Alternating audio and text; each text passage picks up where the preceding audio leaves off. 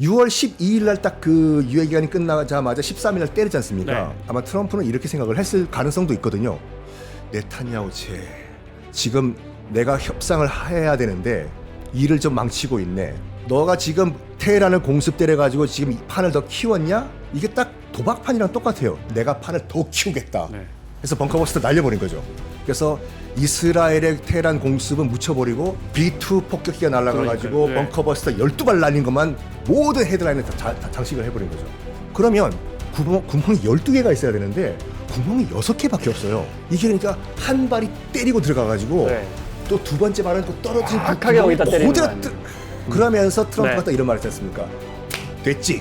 그러니까 양쪽 다 이스라엘도 그렇고 이란도 그렇고 워워워 가만히 지역의 평화의 공은 나 트럼프한테 있다. 이란은 정말 독특한 정치 구조 갖고 있죠. 네, 정치 지도자, 종교 지도자 한 명입니다. 네, 재정일치 사회, 네, 하메네이가 다 하고 있죠. 그 독특한 이란에서, 근데 이란이 민주적으로 선거 치르는 나라예요, 그죠? 네, 개혁 개방파 그리고 대통령이 돼요. 참 독특합니다. 오늘 역사 스토리텔러 썬김 씨 모시고 이란 역사 좀 공부해 보겠습니다. 나아가서 시간이 되면 지금 상황도 우리 썬김 스님 의견도 좀 듣겠습니다. 어서 오세요. 네, 안녕하십니까 기자님. 맛배기로 지금까지 일단 잠정적인 휴전은 성공한 것 같고요, 그죠? 네. 잠정적 지금 방송하는 이 시점에는 성공을 약간 불안하지만. 불안하죠. 네, 하지만 네. 했습니다. 네, 주식하는 사람들은 더 불안합니다. 네. 네. 점수 좀 매겨주세요. 트럼프, 네타냐후, 하메네이. 트럼프 대통령이 네타냐후가 제일 높을 건가? 지금 현재 획득한 점수. 지금 획득한 점수는 제가 봤을 때는 트럼프 승입니다. 네. 그러니까 일단은 이 이란도 그렇고 그 네타냐후의 이제 이스라엘도 그렇고 그다지 뭐 얻는 건 없는데 그러니까 모든 떡고물과 명분은 다 이제 트럼프가 차지한 것 같아요 지금요.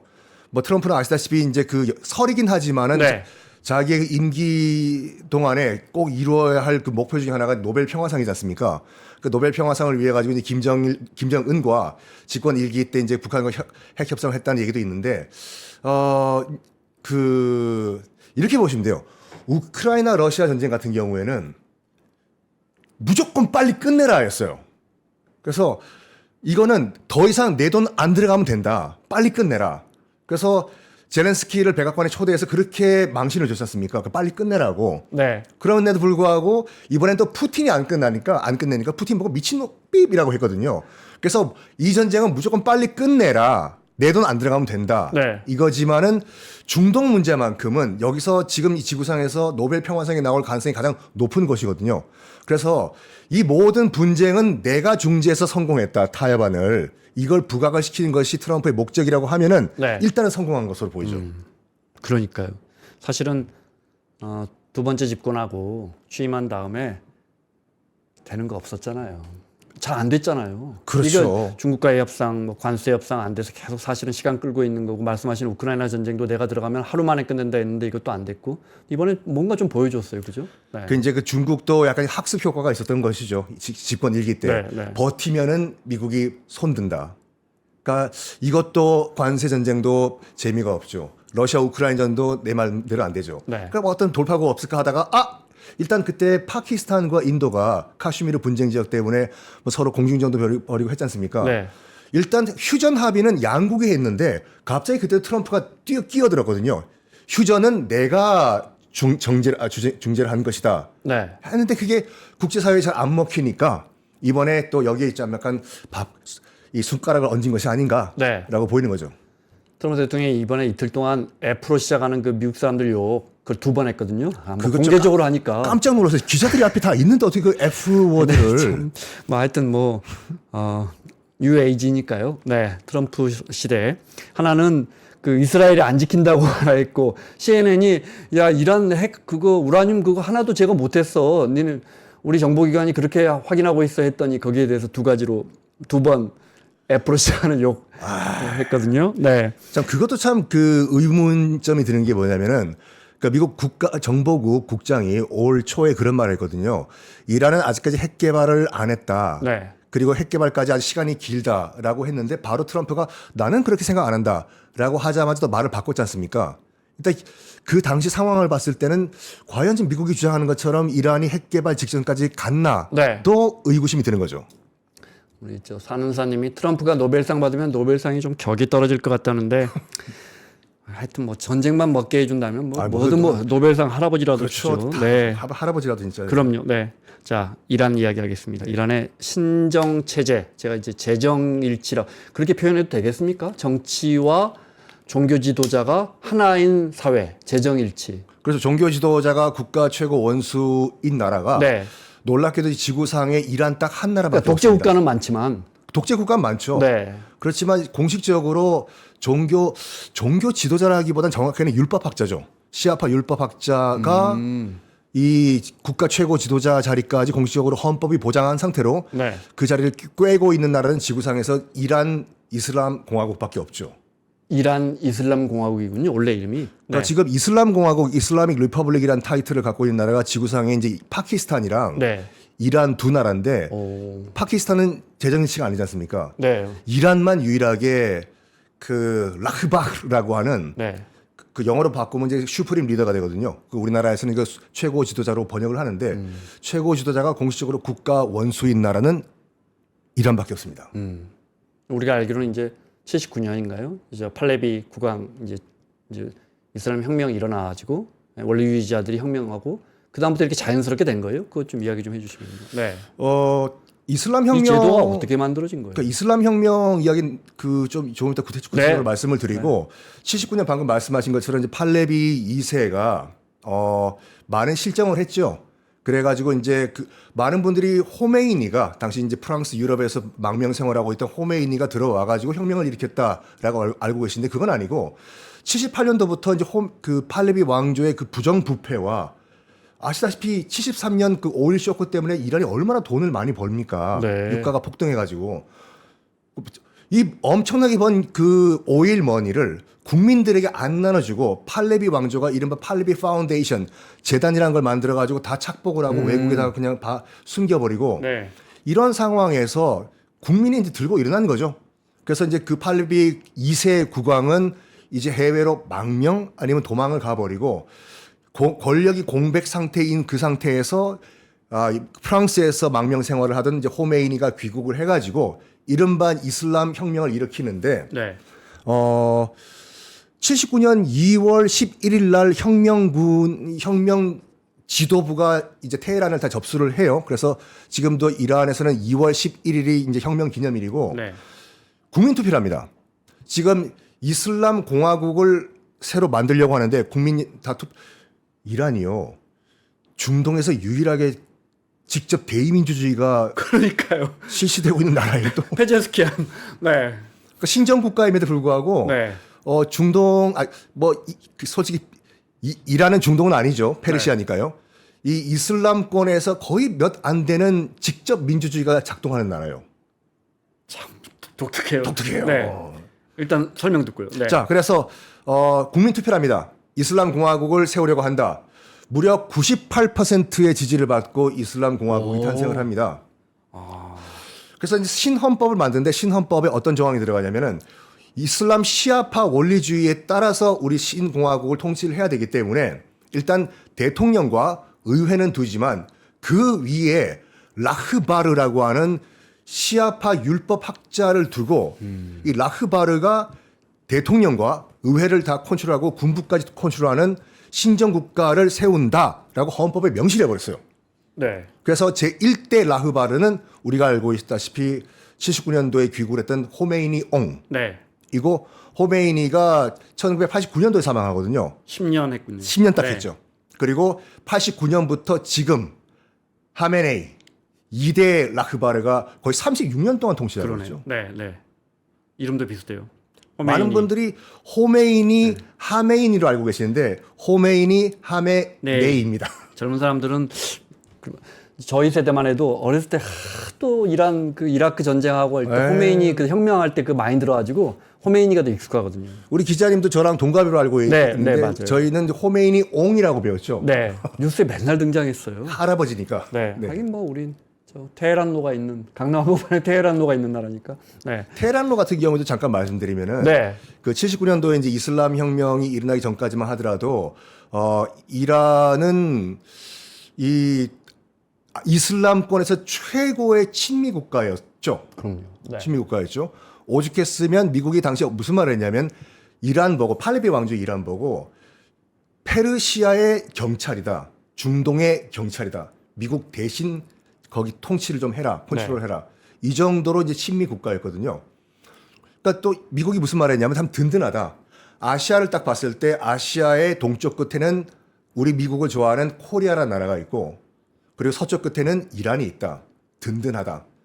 이 두 나라끼리 좀 교류를 좀 했으면 좋겠다. 해가지고 당시 테헤란 시장이 우리나라에 와가지고 삼릉로라고 했죠. 삼릉로. 네, 네. 삼릉로를 테헤란로로 바꾸고 또 테헤란로에 있는 한 도로를 또 서울로로 바꾸고 또 그런 일이 있었죠. 아, 네. 보면 대통령 뽑고 민주적으로 그다음에 의회 뽑고 그런데 그 위에 최고 지도자가 라흐바르. 그럼 사실 좀 무의미하긴 한데 어쨌든 대통령도 이 최고 지도자 말 들어야 되니까. 이란 헌법에 딱 명시가 돼 있습니다. 네. 라흐바르는 최고 지도자고 대통령은 정부 수반이다. 그 말은 라흐바르의 한마디에 대통령도 해고 가능하고 의회도 해산이 가능하고 하여간 원탑이라고 할 수 있죠. 네. 하메이니는 뭐 하던 사람이에요? 종교 지도자? 뭐 율법 연구가? 그러니까 이 라흐바르는 종신직입니다. 네. 그러니까 죽어야지 끝나거든요. 제 1대 라흐바르였던 호메이니 옹이 이제 89년도에 이제 이란 이라크전 끝난 다음에 바로 사망을 해요. 그때 이 하메네이 지금의 그 라흐바르가 이란 대통령이었습니다. 그래서 다음 라흐바르 2대 라흐바르를 뽑아야 되는데 마땅히 사람이 없는 거예요. 그래가지고 이 라흐바르라는 그 최고 지도자를 또 아무나 뽑는 게 아니라 그 88인으로 구성되어 있는 시아파 율법 회의가 있습니다. 네. 여기서 또 투표를 거쳐서 뽑거든요. 그러니까 이것이 뭐 적당한 비유일지는 모르겠지만 카톨릭의 그 콘클라베 같죠. 네. 네. 그래서 1대 라흐바르였던 호메이니가 사망한 다음에 그 88인의 시아파 율법 회의가 열린 다음에 그럼 누구를 그 제2대 그 라흐바르를 뽑을까 하다가 마땅한 사람이 없는데 그나마 좀 이란을 통치를 해봤고 네. 능력이 어느 정도 입증이 된 당시의 이란 대통령인 하메네이를 제2대 라흐바르로 우리가 앉히자, 옹립을 하자. 그렇게 결정이 된 거죠. 이스라엘이 막 공습도 워낙 정교하게 하잖아요. 모사드가 뭐 간첩들이 다 테헤란에 다 있어가지고 핵 기술자들 다 보면 뭐죠 테헤란에 집에서 죽잖아요. 막 그냥 자다가 죽었잖아요. 네, 막 이렇게 정말 쪽집게식으로 찾아내는데 하메네이도 이제 뭐 대다수의 분석을 보면 얼마든지 죽일 수 있었다. 이스라엘이. 네. 미국은 그렇게 얘기를 했죠. 네. 네. 보면 일단 트럼프 대통령도 정권 교체는 하지 않겠다 그랬어요. 여기서 정권 교체라는 게 대통령 갈아치우는 게 아니고 하메네이 바꾸는 거겠죠. 이게 많은 분들이 이제 레짐 체인지라고 해서 정권 교체를 얘기를 많이들 하시는데 네. 그 두 가지 경우가 있습니다. 정권 교체가 있고 레짐 콜랩스라고 해서 정권 붕괴가 있거든요. 네. 정권 교체를 하기 위해서는 대안 플랜 B가 있어야 돼요. 이쪽으로 다시 새로운 정권을 잡을 만한. 네. 과연 지금 이란에 그런 플랜 B가 있냐 이거거든요. 만약에 정말 그 하메네이를 진짜 벙커버스터로 날려버리면은 일단 신정 체제는 붕괴가 되겠지요. 그럼 이건 정권 교체가 아니라 정권 붕괴거든요. 그러면은 아마 미국도 감당 못할 정도의 그런 그 지역적 혼란이 감당이 안 될 것 같아요. 그래서 미국도 그러니까 이라크 같은 경우에는 사담 후세인을 축출했지 않습니까? 많은 분들이 그것도 헷갈리시는데 이라크와 이란 상황은 좀 달라요. 네. 이라크 같은 경우에는 우리가 알다시피 이제 유프라테스강, 티그리스강 강변의 사막 평야예요. 그렇기 때문에 이제 미국의 아브라함 탱크까지 돌진이 가능하거든요. 바그다드까지. 근데 이란은 고원입니다. 네. 산이에요. 조금만 더 가면 아프가니스탄이니까. 그래서 만약에 정말로 레짐 체인지를 하기 위해서는 벙커버스터 몇 개 날리는 게 아니라 지상군이 들어가야 되는데 이란에 이게 과연 가능할까? 그것도 아마 트럼프가 알 거예요. 똑똑한 사람이기 때문에. 그래서 감히 레짐 체인지란 말을 안 꺼내고 있었죠. 그래서. 네. 바꿔봤자 또 다른 사람 나온다. 그렇죠. 실질적으로 레짐 체인지가 불가능하다. 네. 그래서 더 센 사람 나오면 어떡해? 그렇죠. 그래서 국방장관이 미국 국방장관이 이렇게 했지 않습니까? 우리가 싸우는 것은 이란 정부가 아니라 이란의 핵 프로그램이다. 굉장히 의미 있는 말이에요. 네. 핵 프로그램만 중단하면 우리는 손 떼겠다.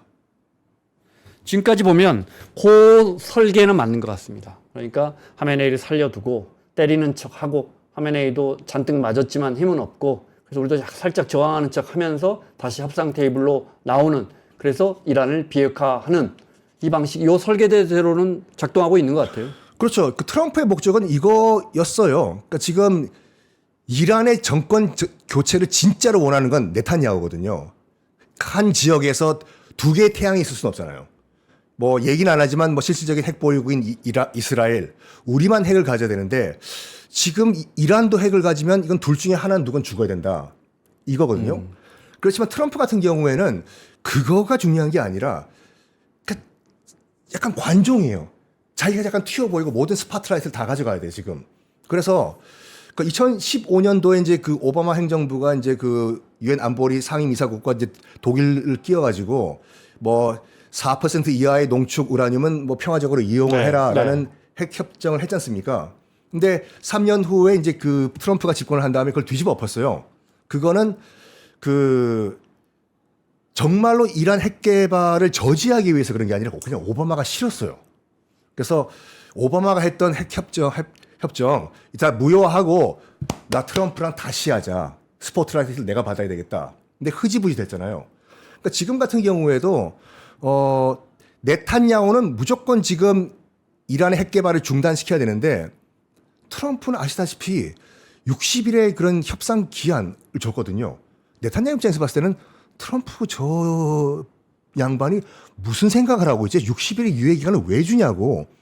그래서 6월 12일 날 딱 그 유예 기간이 끝나자마자 13일 날 때리지 않습니까? 네. 아마 뭐 트럼프의 머릿속에 들어가 보진 않았지만 아마 트럼프는 이렇게 생각을 했을 가능성도 있거든요. 네탄야후 지금 내가 협상을 해야 되는데 일을 좀 망치고 있네. 하다가 너가 지금 테헤란을 공습 때려가지고 지금 이 판을 더 키웠냐? 이게 딱 도박판이랑 똑같아요. 내가 판을 더 키우겠다. 네. 그래서 벙커버스터 날려버린 거죠.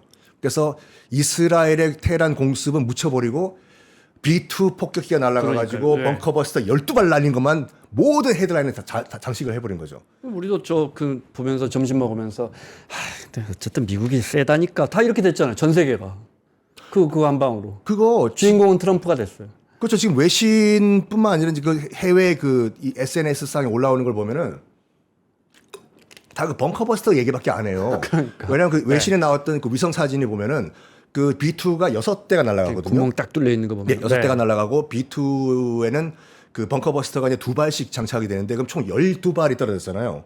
그러면 구멍이 12개가 있어야 되는데 구멍이 6개밖에 없어요. 그러니까 진짜. 이게 그러니까 한 발이 때리고 들어가가지고 네. 또 두 번째 발은 그 떨어진 그 정확하게 거기다 때리는 거 그대로 아니에요. 그러면서 트럼프가 네. 또 이런 말을 했지 않습니까? 됐지. 그러니까 양쪽 다 이스라엘도 그렇고 이란도 그렇고 워워워 가만히 있어. 네타냐후 보고 굉장히 화냈잖아요. 가만히 그 있고. 부분이라니까요. 그 부분. 네. 네? 진짜 그 부분이야. 그러니까 네. 가만히 있으라고. 너도 가만히 있으라고. 그런 다음에 나오라고. 이제 미국이 나 트럼프와 다시 협상을 하자. 네. 그러니까 트럼프의 방점은 협상이에요. 그리고 모든 이 중동 평화, 중동은 아니지만 이 지역의 평화의 공은 나 트럼프한테 있다. 그러니까 방금까지 가해자로 딱 하다가 순간 딱 상황 종료되니까 갑자기 중재자로 딱 사실은 너희들 싸움 막으려고 내가 나선 거야. 그러다가 이스라엘이 좀 안 드는 것 같으니까 사실 일방적으로 이란이 맞은 거잖아요. 그렇죠. 갑자기 네타냐후한테 F로 시작되는 욕을 날려주는 이 밸런스, 이 균형감. 언제든 언제는 또 뭐 결국- 형제 국가 하더니 네. 결국 중재는 내가 해. 그래서 이게 참 역설적으로 벙커버스터를 날려가지고 뭐 그 날렸을 때만 하더라도 야 드디어 5차 중동전이고 3차 대전이다 얘기가 나오고 있는데 바로 트럼프 입에서 피스 평화란 얘기가 나오잖아요. 그래서 그 우라늄 농축해 놓은 포르도인가요? 거기에 포르도요. 네. 그 이제 그 CNN이랑 뉴욕타임즈는 워낙 트럼프 대통령하고 사이가 안 좋잖아요. 안 좋죠, 네. CNN에 화가 나가지고 트럼프 대통령이 이런 뭐 망해가는 신문 뭐라고 원어로 뭐라 했는지 모르겠어요. 거기서는 이제 CIA 정보로는 야 우라늄 제거 못했대 이랬단 말이에요. 그럼 이제 우리가 생각할 수 있는 경우의 수가 조금 늘어납니다. 알면서도 때렸다. 제거 못했지만 어쨌든 미국의 힘은 보여주고 하메네이의 최소한의 그건 살려주고 대신 우라늄 농축하는 시설은 박살내놨으니까 6개월은 멀어졌을 것이다. 최소한 6개월 1년은 더 걸릴 것이다. 이렇게 하면서 협상 테이블로 끌어올렸을. 그러니까 우라늄은 농축한 우라늄은 어딘가에 다시 남아있을 가능성. 이건 어떻게 보십니까? 그렇죠. 그 위성 사진이 하나가 공개가 됐습니다. 그 포도 지하 뭐 80m 아래에 있는 뭐 콘크리트 구조물이라고 하죠. 거기서 트럭들이 나와가지고 네. 다른 데로 이동하는 그 사진이 나왔거든요. 막 그것이 맞다고 하면은 안에 있던 핵물질, 뭐 농축 우라늄이 다른 지역으로 이송이 된 것으로 보이고 그걸 CIA가 몰랐겠나요? 알았겠죠. 또 당연히 트럼프에게도 들여다보고 있죠. 그렇죠. 트럼프에게도 보고를 했겠죠. 그럼에도 불구하고 저는 이렇게 보거든요. 그래 다른 데로 옮기라고. 정 진짜 필요하면 벙커버스터 그때 또 날리면 돼. 지만 빈 창고에 벙커버스터를 정말로 이게요. 그 배기 환기구잖아요. 환기구에 벙커버스터 하나가 들어가고 빵 터트린 다음에 또 하나 들어가고. 네. 그러니까 이거는 나름 하메네이에 대한 경고였을 거예요. 봐라. 마음만 먹으면은 지하 80m에 숨어 있던 늘 난 날릴 수가 있다. 그러니까 나오라고요. 협상장으로. 좋은 말 할 때. 그러니까요. 네. 그런 경고였겠죠. 우리가 이제 서방 언론에 이게 아무래도 의존하다 보니까 이제 미국이나 이스라엘 관점에서 이 사건을 보는데 이스라엘은 또 그리고 또 어쨌든 얻어맞았지만 전쟁 국가니까 자기들 입장에서 전술 전략 이렇게 홍보를 해야 할 거 아니에요. 우리가 외세 침략을 막아냈다. 미국은 지금 우리 테러에 부들부들 떨고 있다. 이 부분 어떻게 보세요? 이스라엘이요. 네, 아니. 이란 입장에서는 이란 사람들은 지금 휴전을 완전히 승리로 받아들여서 자축하고 SNS 올라오는 거 보면 우리가 외세의 침략을 또 막아냈다 이렇게 보는 거죠. 그러니까 약간 어떻게 보면은 자기 합리화일 수도 있거든요. 아시다시피 79년도부터 이란은 미국의 경제 제재를 받아왔습니다. 그리고 트럼프 행정부 때는 말도 못할 정도로 경제 제재를 받았죠. 그래서 지금 우스갯소리로 세계 8대 미스테리 중에 하나가 뭐냐면 지금 아시다시피 이란 공군의 주력 기종이 뭐냐면요. 비행기가 당시 이제 친미 정권이었던 그 팔레비 왕조 때 받았던 F-14 톰캣이거든요. 네, 그 톰 크루즈가 몰고 다니는 거. 옛날에 네? 옛날에 몰고 다녔. 옛날에 몰고 네, 다녔던 거. 네. 그러니까 이게 얼마나 친미 국가였냐면 그 이제 팔레비 왕조가 지금도 미국은 전략 무기는 아무리 동맹국이라고 하더라도 안 팝니다. 안 팔죠. 이게 당시 이제 F-14 톰캣 같은 경우에는 미국의 최고의 전략 자산이었거든요. 미 해군 주력 그 함재기니까. 네. 그런데 이거를 80대를 이란에 팔았어요. 그만큼 친미 국가였다 이건데 무슨 제가 뭐 드리고 싶은 말은 뭐냐면 그게 안 떨어진다는 거예요 아직까지. 그리고 지금도 놀랍게도 그 이란 국내선 비행기는 보잉을 쓰거든요. 네. 부품이 안 들어간 지 한 3, 네. 40년이 넘었는데 아직까지 그러니까 이란을 갔다 온 제 지인들 얘기를 들어보면 국내선에 비행기 창문에 덕테이프가 덕지덕지 붙어 있대요. 더더더 떨리고. 네. 이게 안 떨어지는 게 참 대단한 것이다. 이게 이런 심각한 경제 제재 하에서도 네. 약간 정신 승리겠죠. 너희들이 아무리 그렇게 해봤자 우리는 이긴다 결과적으로. 실질적으로 정말 기뻐서 그렇다기보다는 이란이 근본적으로 핵 개발 시작한 이유는 뭐예요? 79년도 이제 2월 11일 날 그 이란 이슬람 혁명이 이제 그 성공을 했어요. 당시 호메이니가 이런 말합니다. 내가 지금 혁명을 일으킨 이유는 억압하는 자들을 다 물리치기 위해서 혁명을 했다라고 얘기해요. 그래서 지금까지 팔레비 왕조를 통해 가지고 대페르시아 이란을 억압을 했던 미국을 내가 앞으로 적대시하겠다. 악마라고 지칭을 했거든요. 네. 그리고 영내권을 딱 보니까 또 다른 또 지배자 피지배자가 있는 거예요. 바로 이스라엘이 팔레스타인을 또 억압을 하고 있어요. 그래가지고 바로 이스라엘 정부가 뭐라고 했냐면 미국은 큰 악마, 이스라엘은 작은 악마. 네. 그랬다면서요. 시온주의를 없애겠다. 그리고 그런 과정에서 팔레비 국왕이 이제 미국으로 결과적으로 도망을 갑니다. 네. 그랬더니 호메이니가 무슨 얘기를 하냐면은 도망간 팔레비 2세 송환하라고 어차피 우리가 재판을 해야 된다. 그랬더니 미국이 송환을 거부를 해버려요. 그러자 격분한 테헤란 대학교 대학생들이 주 테헤란 미국 대사관을 점거해요. 아, 그 탈출 작전 이 영화 아르고 네, 네. 배경이 됐던 그 사건이죠. 그래가지고 52명의 미국인들을 무려 444일 동안 억류를 해버리거든요. 네, 네. 여기에 미국이 격분해버립니다. 미국이 좀 그런 게 있잖아요. 외국에 있는 자국 국민들 건드리면 굉장히 싫어하거든요. 그러니까 그 사건 이후에 이제 완전히 둘은 이제 약간 갈라섰는데 네. 결정적으로 또 이제 한 사건이 발생을 해요. 이게 79년도잖아요. 그러니까 미국 입장에서 봤을 때는 그 동네에 엄청나게 큰 한반도의 7배 크기거든요, 이란이. 이렇게 엄청나게 큰 대국이 반미 국가가 됐다나? 이건 있을 수가 없다. 네. 근데 어떻게 하지? 하다 보니까 바로 그 옆에 전통적으로 국경 분쟁을 하고 있던 또 이란을 싫어하는 나라가 있는 거예요. 이라크요. 네. 79년도에 많은 일이 있었습니다. 79년도에 이란 혁명도 일어났고 79년도에 또 이 사담 후세인이 또 정권을 잡아요. 이라크에요. 그래서 이라크에게 얘기를 한 거죠. 너희들이 이란을 좀 쳐달라. 네. 근데 당시에 그 이란과 이스라엘의 이 국방력을 비교해 보면 절대로 이라크가 이란을 선빵을 날릴 수가 없는 상황이었어요. 이란 국력이 더 세요. 아까 말씀드렸듯이 F-14 톰캣으로 무장을 했잖아요. 그런데도 불구하고 사담 후세인이 선빵을 날립니다. 선제 공격을 때려요. 미국 믿고. 그러니까 이란도 어이가 없는 거죠. 쟤들이 뭘 믿고 딱 보니까 뒤에 다른 나라가 있었던 거죠. 미국이요. 그러니까 미국이 무기 지원을 엄청 해줘요. 이라크 사담 후세인에게. 네. 뭐 이건 여담이지만 미국이 또 욕을 먹는 이유가 뭐냐면 이라크에 엄청나게 무기 지원을 해주고 있는 가운데서도 이란에게도 무기를 팝니다. 네. 86년도에 있었던 이란 콘트라 사건이라고 해가지고 이제 들어본 것 같아요. 네. 네. 그 적성 국가 지금 대리전을 벌이고 있는 이란에 미국 무기를 몰래 팔고 당시에 레이건 행정부가 그 판돈을 가지고 니카라과에 있는 친미 반군에게 무기를 사라고 준 게 들통이 나버려요. 그 이란 콘트라 게이트군요. 네, 그게 이제 그 반군이 이제 콘트라 반군이었거든요. 그래서 이란 콘트라 사건이라고 하는데 이란이 봤을 때는 이거 어이가 없는 거죠. 우리가 뭐 했다고 이라크가 왜 우리 공격하냐고. 미국 입장에서 봤을 때는 이 전쟁이 1년 안 갈 거라고 생각했어요. 우리가 무기 지원해 주는데. 네. 근데 이거를 무려 8년을 겁니다. 이란이 버텨요. 그러니까 80년에 시작해가지고 우리가 올림픽을 했던 88년까지 가거든요. 승자 없었어요. 그러니까 이란도 그로기 상태, 이라크도 그로기 상태.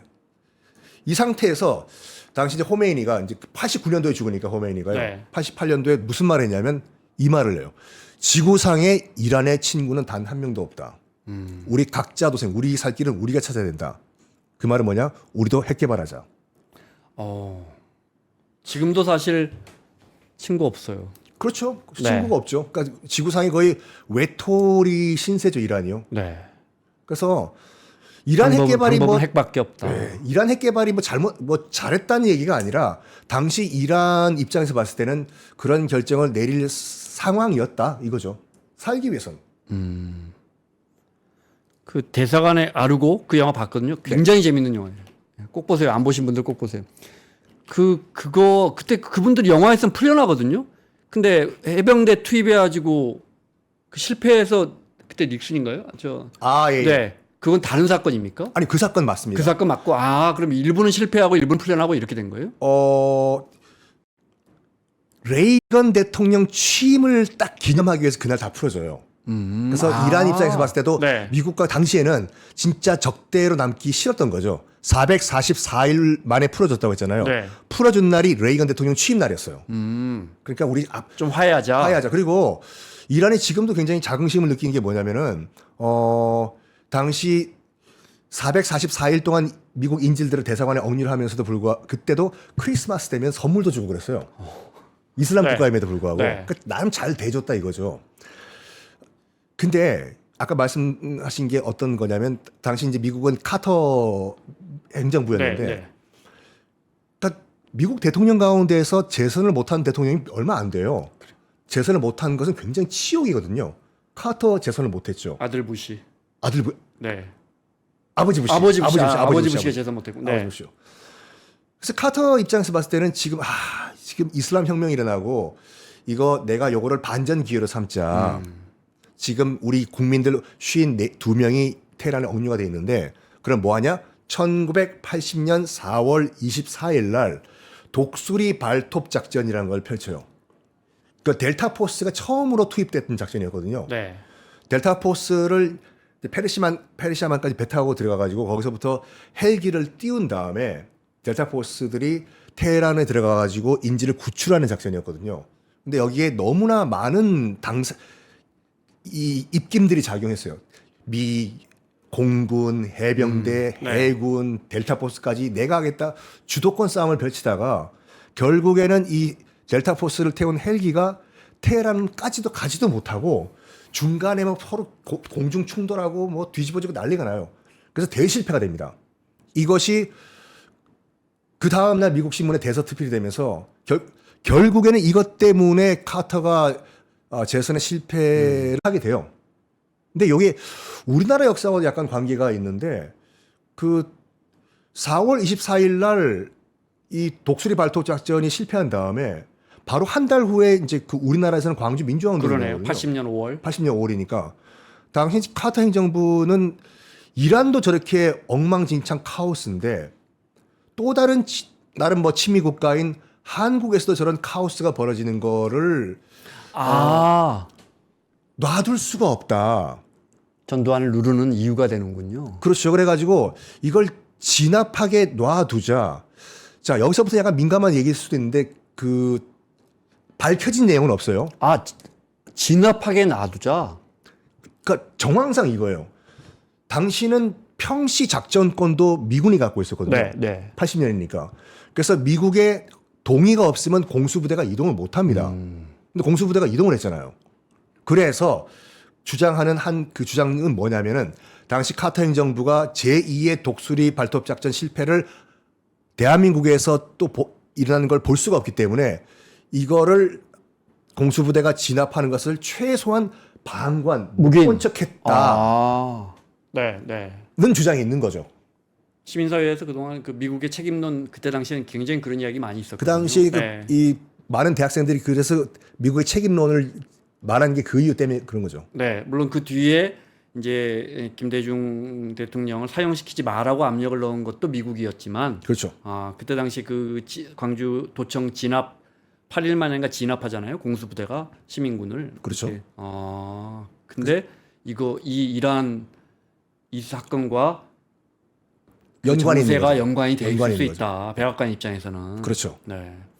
자, 지금 이렇게 우라늄 농축 시설들 박살나고 이렇게 되고 이제 아무래도 지금 계획대로라면 협상 테이블로 나올 것 같아요.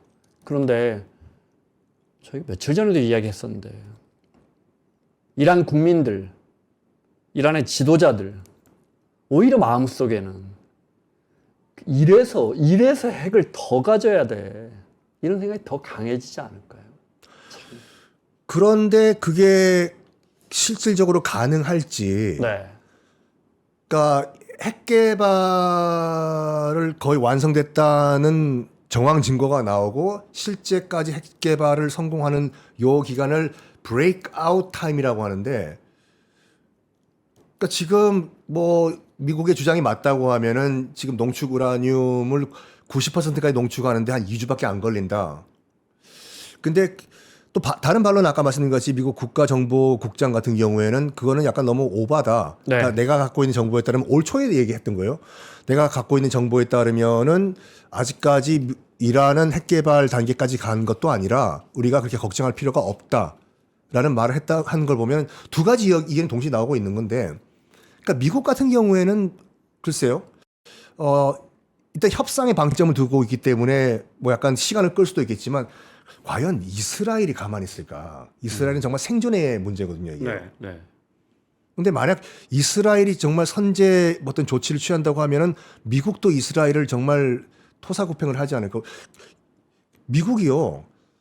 그러니까 이스라엘이 친미 국가는 친미 국가지만 진짜 모든 걸 다 허용하는 그런 관계는 아니었어요, 역사적으로요. 아시다시피 1948년도에 이스라엘이 건국한 다음에 이스라엘은 정말 미국의 관심 바뀌어서요. 네. 뭐 어쩌라고 였거든요. 왜냐하면 당시엔 그 냉전이 시작되기 직전이기 때문에 미국의 관심은 현재는 튀르키예라고 부르는 터키 쪽으로 관심이 있었거든요. 당시 이제 소련과 이제 국경을 맞대고 있으니까. 네. 그래서 이스라엘은 별 관심이 없었어요. 이게 쭉 관심이 없었습니다. 그 대표적인 예가 그 1956년도에 그 수에즈 전쟁이라는 게 있었거든요. 간단하게 말씀드리면 어떤 전쟁이냐면 네. 길게 이야기해 주셔도 돼요. 알겠습니다. 전쟁 이야기 좋아합니다. 전쟁 얘기는 네. 뭐 끔찍하지만 약간 네. 옛날 이야기니까. 옛날 얘기니까 네. 이제 결과가 다 끝났으니까 1956년도에 나세르라고 하는 그 인물이 이집트의 대통령이 됩니다. 군인이죠. 군인이죠. 네. 굉장히 아랍 민족주의자였어요. 이 나세르 입장에서 봤을 땐 당시 이제 수에즈 운하를 영국과 프랑스가 공동 관리를 하고 있었거든요. 우리 이집트 땅에 있는 수에즈 운하를 이집트인이 아니라 왜 영국과 프랑스가 관리를 하냐? 이건 있을 수가 없다 하면서 수에즈 운하를 이집트가 국유화를 해버려요. 우리 땅에 있으니까. 우리 땅에 있으니까 여기에 영국과 프랑스가 많이 컸다 이집트 너희들. 네. 그래 나세르 대통령이 또 이런 말 합니다. 우리 아랍의 적인 이스라엘도 수에즈 운하 통과 금지. 이스라엘이 그 당시에 그 군사력은 어땠는지 모르겠지만 경제적으로 굉장히 살기가 힘들었을 때예요. 그럼요. 네. 나라 땅덩어리 하나 받아가지고 또 얼마나 그렇죠. 작은 나라예요. 키부츠를 왜 만들었겠습니까? 협동농장을. 자본주의 하나 가지고는 그 경제가 운영이 안 되니까 약간 사회주의 협동 그러니까 계획 경제까지 도입을 한 거예요. 세 나라가 이제 격분한 거죠. 수에즈 운하를 국유화시켰단다. 그러니까 영국과 프랑스가 이 말을 해요. 영국과 프랑스도 참 이스라엘 보고 야 이스라엘 너 가까우니까 너희가 가서 이집트랑 먼저 전쟁하고 있어. 그러면 우리 영국과 프랑스가 나중에 갈게. 네. 그래서 이스라엘 입장에서 봤을 때도 가까우니까 영국과 프랑스 알았습니다. 우리가 먼저 전쟁하겠습니다 해서 치고 들어갔는데 영국과 프랑스가 오기도 전에 이집트가 박살이 나버려요. 오. 이때 소련이 개입을 합니다. 소련은 이집트 편을 들어요. 네. 이집트에게 무기를 제공하면서 너희들 지금 영내에 이렇게 분쟁을 일으키면서 이러냐?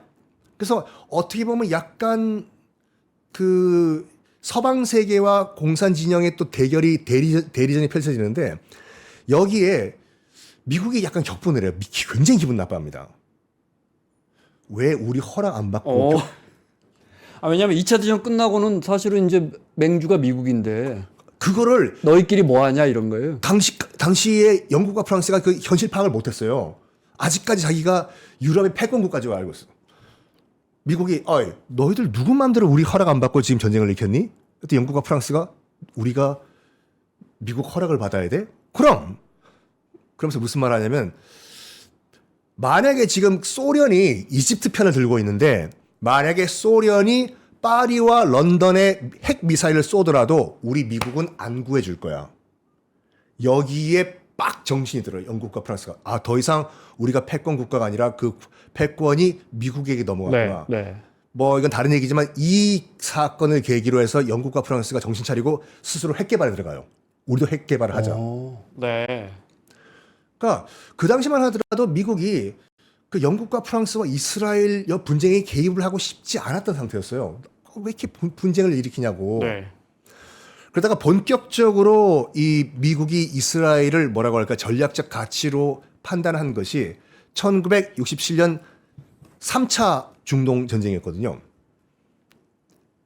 이스라엘이 딱 봤을 때 이집트를 진압을 새를 안 눌러두면 언젠가는 또 치고 올 것 같아요.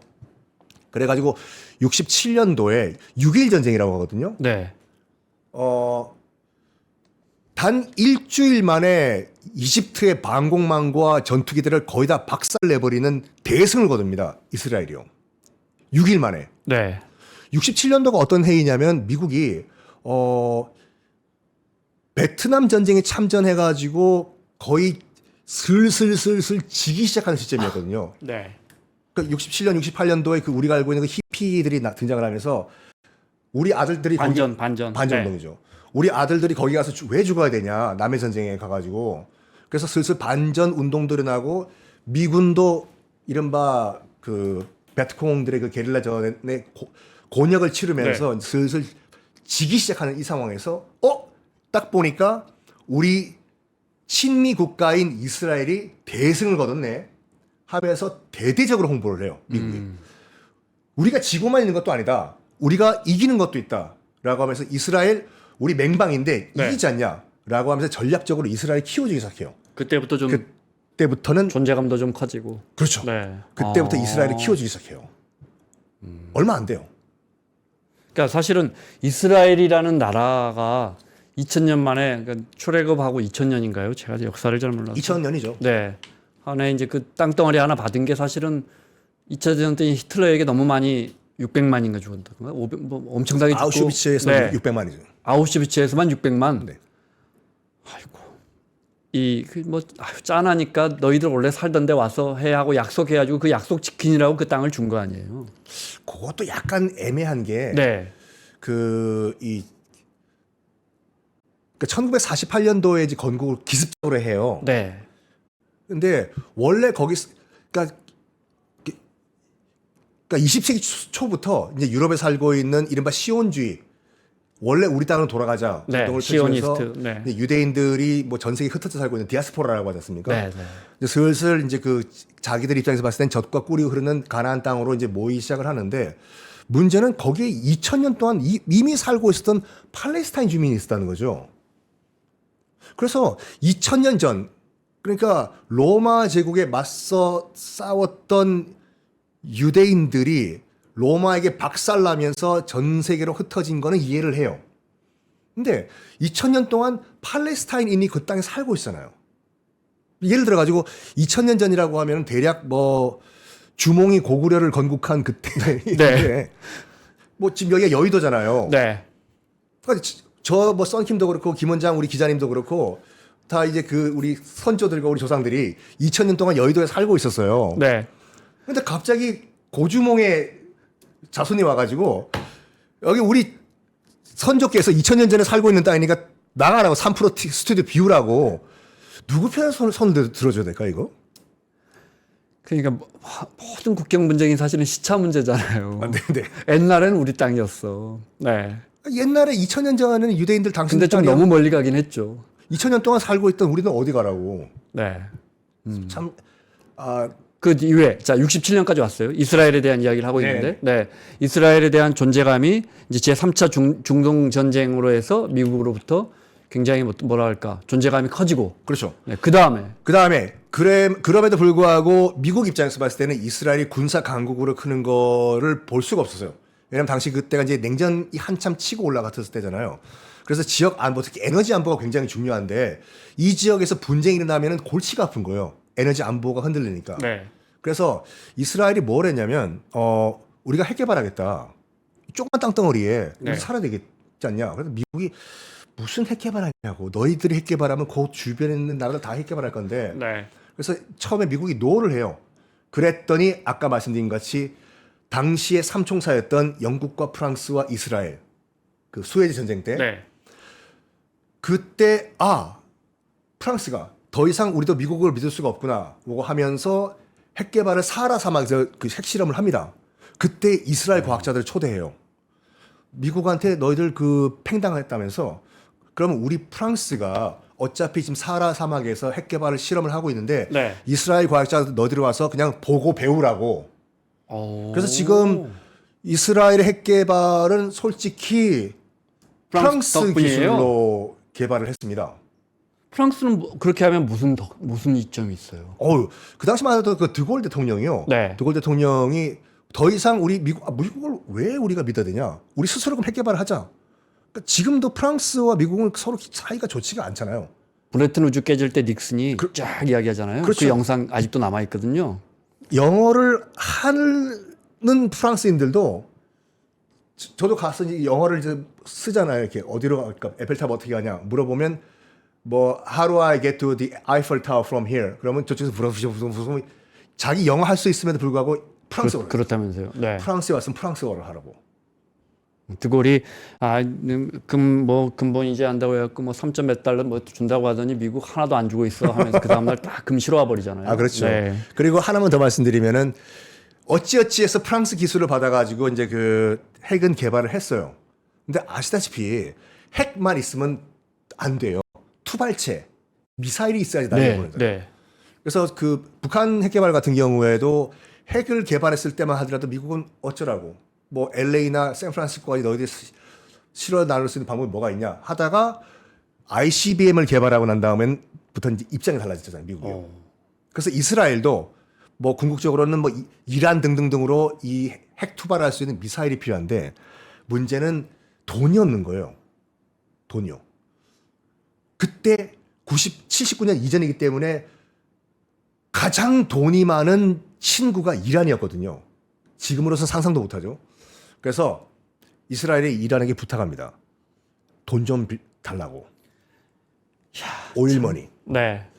오일머니를 너 돈 73년도 오일 쇼크 때 그 유가 폭등 때문에 돈 많이 벌었지 않냐 이란. 우리에게 돈 자금을 좀 대달라. 이란은 그러면 이스라엘은 우리에게 뭐 해줄 건데 우리는 가진 게 브레인 기술밖에 없기 때문에 너희들이 돈 투자해주면 우리가 미사일을 개발해가지고 우리 공동 쉐어하자. 이게 이른바 70년대 플라워 프로젝트라고 하거든요. 그래서 미국에겐 얘기 안 하고 약간 이란이랑 이스라엘이 서로 손잡고 내가 돈 줄 테니까 너는 미사일 개발해라 라고 하면서 지금의 예리코 미사일이라고 있거든요. 그 이스라엘이 자랑하는 미사일인데 이거를 그때 개발을 합니다. 미국 입장에서 봤을 때는 이거죠.